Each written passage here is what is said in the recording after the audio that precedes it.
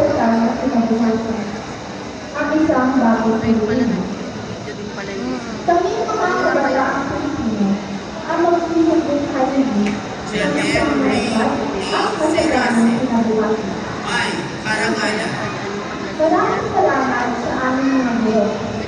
Sa mga tagapayo, sa walang sawang paglabay at pagtuturo.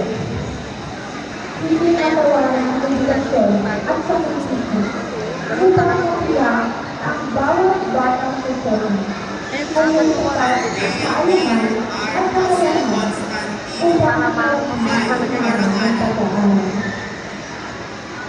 Ang kanilang pagtuturo ay hindi lamang sa akin at sa Pilipinas, pati na rin sa buhay, sa awang buhay na nakagamit natin, saan man tayo dadalhin ng ating mga kasama.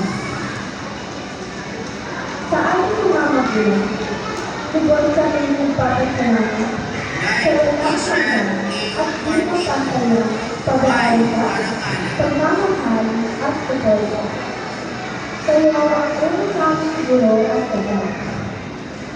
Ang inyong mga pangaral at payo ang naging inspirasyon namin upang magsulikat at pangarap ng mas malaki.